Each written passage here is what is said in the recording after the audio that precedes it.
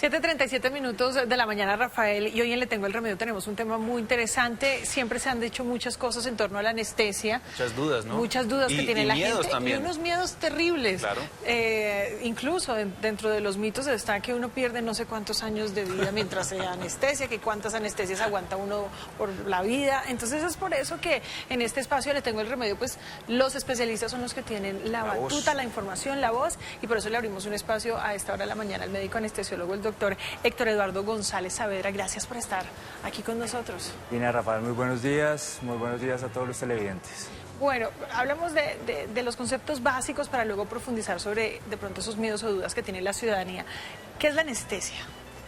Bueno, es importante abordar eso. Muchas personas piensan que la anestesia es como un medicamento. Realmente la anestesia es un estado fisiológico, el cual yo puedo llevar a un paciente de forma reversible con una serie de medicamentos para que le puedan hacer procedimientos que normalmente serían incómodos o dolorosos sin que la persona tenga ese estrés en su cuerpo.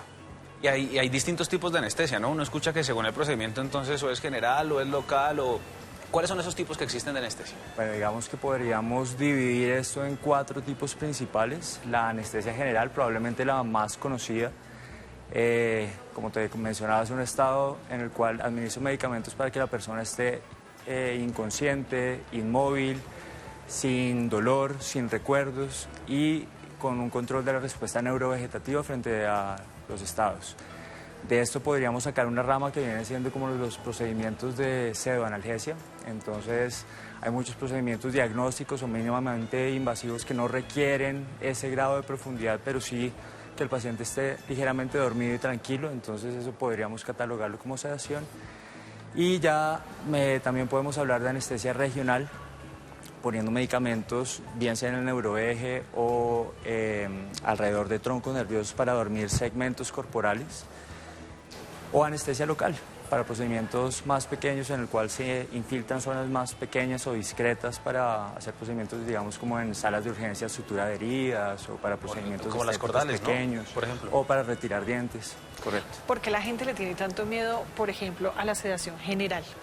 Yo entiendo el concepto de quedarse dormido y probablemente No volver. no volver, pero curiosamente en las últimas décadas de las ramas de la medicina que más ha avanzado en temas de seguridad ha sido la anestesiología. Hoy por hoy hemos adoptado tanto de la experiencia clínica como de otras industrias, por ejemplo la aviación, prácticas que hacen de estos procedimientos muy seguros, pausas quirúrgicas, listas de chequeo, revisamos todo, tenemos protocolos en la sala de cirugía para atender urgencias o eventos críticos con unos pasos específicos, grupos de apoyo especializados en atender ciertas crisis que hacen que la anestesia sea sumamente seguro, y obviamente también medicamentos más confiables, de corta duración, sistemas de monitoreo fisiológico que nos permiten ser mucho más conscientes de qué está ocurriendo con el paciente para brindar una atención segura.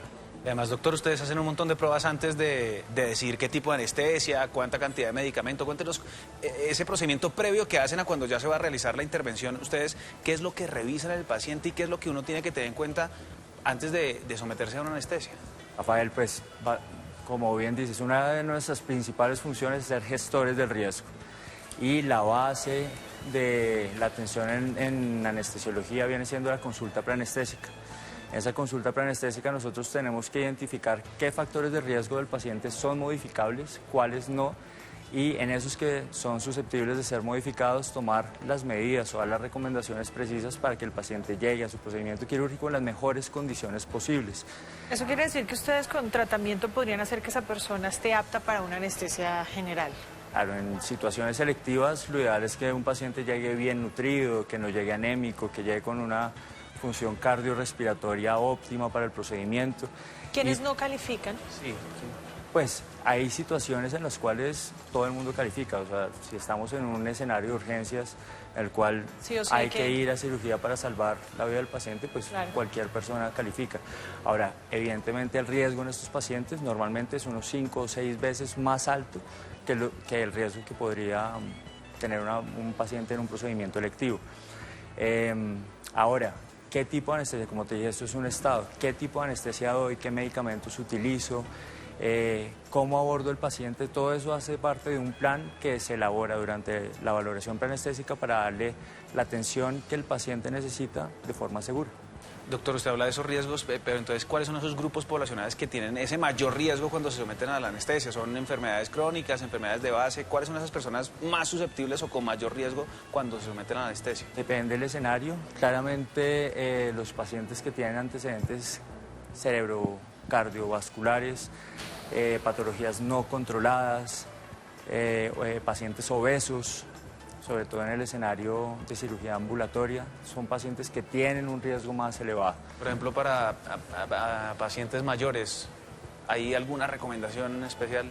Con respecto, hoy se habla, más que edad, se habla de fragilidad. Hay pacientes que tienen condiciones crónicas que los hacen más frágiles y no necesariamente son pacientes ancianos. Hay pacientes ancianos que tienen un estado fisiológico envidiable y hay pacientes más jóvenes que, por el contrario, por el estilo de vida que han tenido o por las comorbilidades que probablemente no han sido controladas, se encuentran en un estado de fragilidad. Entonces es más preciso hablar de fragilidad y claramente estos pacientes tienen más riesgo. Si una persona tiene programada una cirugía y ya está a puertas de realizarla, le dicen no se le puede realizar la cirugía porque el anestesiólogo no ve las condiciones. ¿Qué pudo pasar con ese paciente? ¿Cuáles son esos escenarios? Bueno, esa pregunta es interesante y va un poco con la línea actual de la anestesiología de programas de recuperación acelerado, de recuperación optimizada, en la cual el objetivo es identificar antes del procedimiento qué pacientes son susceptibles de ser mejorados, digamos, desde su condición clínica para ofrecer las mejores condiciones. Esto va tanto desde una preparación, control de las enfermedades que tiene de base, pero también en la identificación de qué pacientes requieren, digamos, una valoración más juiciosa, ya que estamos entrando en una era digital y de herramientas tecnológicas que nos permiten, digamos, hacer un diagnóstico más preciso de los riesgos del paciente. Se puede asignar de forma inteligente a aquellos pacientes que probablemente necesitan una valoración preanestésica más larga y más juiciosa y aquellos que son pacientes sanos o que están destinados a procedimientos de bajo riesgo y que podrían ser atendidos de forma satisfactoria con una consulta más corta y hacer una asignación inteligente a estos pacientes para que en la consulta nosotros no nos veamos corriendo con el paciente o de pronto atrasándonos y darle el tiempo que cada quien requiere para hacer un ajuste fino. Hay un tiempo previo, pero también ustedes hacen un monitoreo después de las intervenciones, después de que se aplica la anestesia. ¿Cuál es el tiempo de recuperación? ¿Cuáles son las recomendaciones después de que uno se somete a la anestesia? Y sobre todo, ¿hay efectos secundarios? ¿Puede haber, no sé, náuseas, mareo? ¿Hay algún efecto que haya después? Además, Rafael, porque me hace acordar de esos videos que a veces circulan en redes sociales de personas que están despertando y dicen cosas graciosas o no conectan aún con la realidad.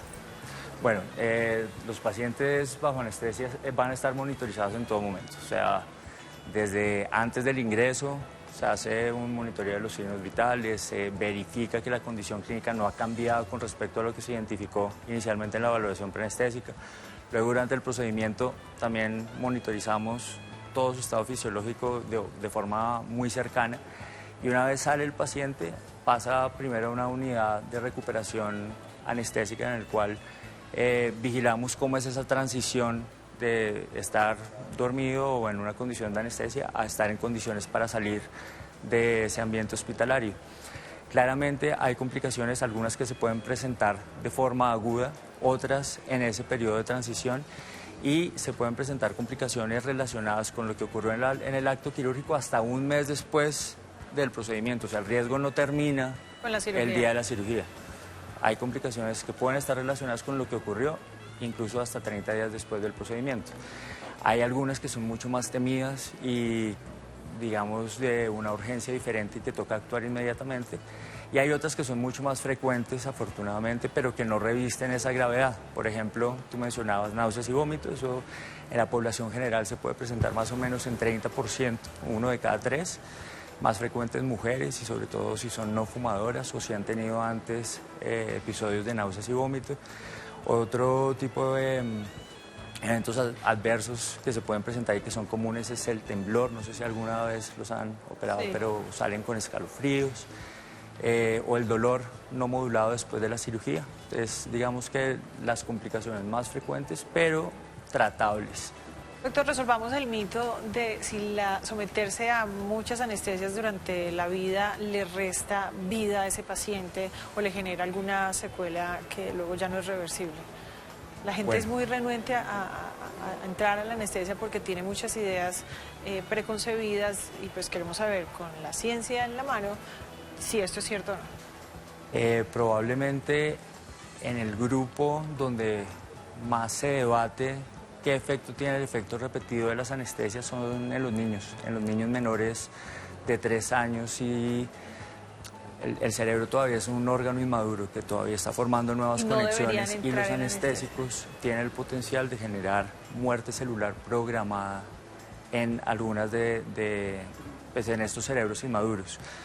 Entonces, no es ético hacer un estudio de, venga, démosle a estos niños anestesia muchas veces y a estos no, pero que se ha visto en estudios de observaciones que probablemente después, en la época escolar, niños que han sido sometidos a muchas anestesias en estos primeros 3 años de vida pueden tener algunos problemas en esa edad escolar. Ahora, no está claro si es por haber sido sometido muchas veces a anestesia o que estos niños que han sido sometidos muchas veces tienen enfermedades que los lleva a tener estas condiciones, pero sí se ha visto una asociación. En cuanto a más adelante en la vida, si muchas anestesias te van a restar años de vida, probablemente no. La anestesia es una condición que se suministra para atender condiciones patológicas, entonces probablemente si has requerido muchas intervenciones quirúrgicas, o sea, lo que toca mirar es por qué te han tenido que llevar muchas veces a cirugía. De pronto estas condiciones son las que te están llevando a un estado de vejez prematura. Y por ejemplo, para madres gestantes, ¿hay algún riesgo? ¿Una madre gestante puede someterse a la anestesia? Normalmente solo se hacen anestesias en gestantes en condiciones Críticas. de urgencia. Y también hay que tener consideración en qué momento de la gestación se hace esta intervención. Digamos, si toca llevar a una paciente a cirugía, idealmente sería en el segundo trimestre. Doctor, una pregunta rápidamente. ¿El coma inducido es igual que una anestesia? No, no es igual que una anestesia, pero sí se usan medicamentos, digamos, del arsenal que utilizamos en anestesia. Cuando uno habla de coma inducido, sobre todo, estamos hablando más en escenarios de unidad de cuidados intensivos, y el objetivo es llevar la función cerebral a los mínimos valores posibles para proteger ese cerebro que está en riesgo. Nosotros cuando estamos en anestesia no buscamos esos grados de profundidad anestésica, porque sobre todo cuando están asociados a hipotensión, o sea, ese nivel de profundidad absoluta más hipotensión, hay mayor riesgo de mortalidad. Doctor, quiero que cerremos este espacio porque usted sé que es especialista en estos temas y es sobre los otros usos de la anestesia, unos usos que uno naturalmente no le atribuye a este medicamento, y es a la recuperación del cerebro. Rápidamente, cuéntenos cuál es esa aplicación que tiene la anestesia en esas otras terapias. Este es digamos, un tema que sí me apasiona muchísimo. Particularmente lo que me estás diciendo, hay un concepto que empezaron a desarrollar en Boston que se llama biomimesis del sueño. El cerebro tiene una forma de limpiarse y la forma como lo hace es durante el sueño profundo. Abre un sistema que se llama el sistema linfático, que fue descrito por una neuróloga hace no mucho tiempo, y es como el líquido en el cual el cerebro está flotando normalmente a través de unas células que se llaman las células gliales. Es inyectado, por decirlo de alguna forma, para que permee las células y el espacio entre ellas y barra los elementos que se produjeron durante el estado de vigilia. Hay un fármaco anestésico particularmente que puede inducir la apertura de este sistema de limpieza del cerebro. Y en eso estoy basando mi investigación en la actualidad. Es básicamente como un spa para el cerebro, es como resetear, limpiar todo esto que tenemos o todo este detrito metabólico y arrancar de cero. Por dicho, como un detox para el cerebro, doctor. Va a tocar que regrese otra vez y nos, Hable y nos específicamente de explique este muchísimo tema. más de esto. Es el doctor Héctor González, anestesiólogo. Gracias por estar acá en Arriba No, Bogotá. muchas gracias por la invitación. Un saludo a todos ustedes.